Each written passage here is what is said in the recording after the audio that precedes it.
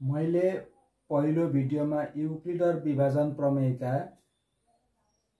बुझाउने प्रयास गरे र उदाहरण सहित बुझाइ पनि दिए र युक्लिडर विभाजन प्रमेयका कहाँ प्रयोग गरिन्छ त भन्दाखेरि दुईटा संख्याको गखाउ अर्थात गरिष्ठ साधारण उत्पादक निकाल्न प्रयोग गरिन्छ र यहाँ म दुईटा संख्याको गखाउ युक्लिडर विभाजन प्रमेयका प्रयोग गरेर कसरी गरिन्छ त्यो गरिदिँदैछु।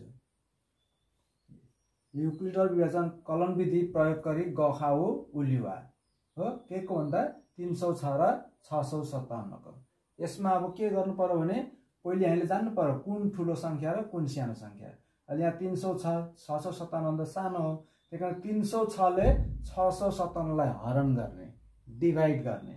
यहाँ मैले गरिदिएको छु 306 ले 657 लाई डिभाइड गर्ने र 306 ले 657 लाई 2 बार जान्छ, 2 3 या 100 गुण 612 हो र वियोग गरियो, वियोग गर्दाखेरि 7 × 2 = 5, 5 × 4 45 रिमाइन्डर रह्यो र के भयो 657 लाई 306 ले हरण गर्दाखेरि 2 बार गएर 45 बाँकी रह्यो र हामी कसरी लेख्छौं भन्दाखेरि 657 यो हामीले युक्लिडको कलन विधि हिजो के गरेको थियौं भने a =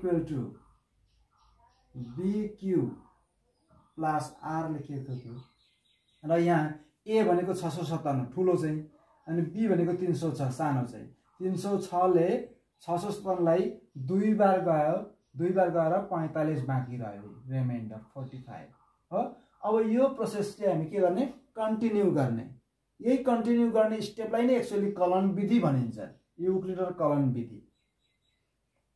र अब के गर्ने नेक्स्ट भने नेक्स्ट यो चाहिँ a हुन्छ, यो a हुन्छ, 306 a हुन्छ र यो रिमाइन्डर चाहिँ b हुन्छ।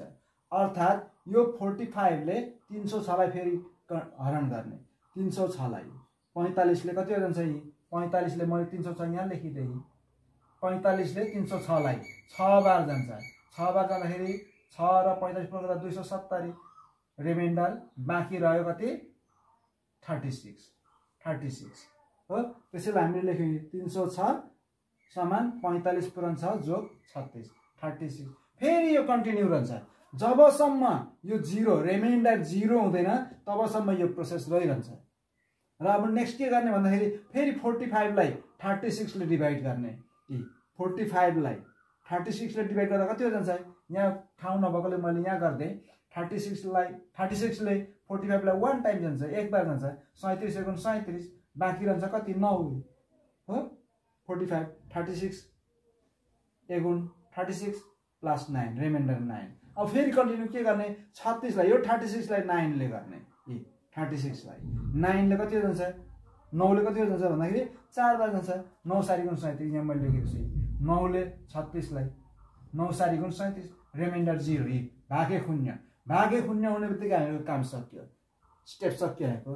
र अब गखाउ के हो भन्दाखेरि के हुन्छ भने गखाउ चाहिँ लास्ट हामीको लास्टको भागे कुन र रिमाइन्डर के भयो अशून्य रिमाइन्डर, यो चाहिँ 0 भइहाल्यो। अशून्य रिमाइन्डर चाहिँ कुन हो भन्दाखेरि यो तथा 0 यो यसको अघिल्लो चाहिँ गखाउ हुन्छ र 306 र 657 को गखाउ के हो भने 9 हो। यो last reminder non zero reminder, last non zero reminder भनिन्छ, अर्थात अन्तिम अशून्य भागेक नै भयो 9 र त्यही नै हो यसको गखाउ 306 र 657 को।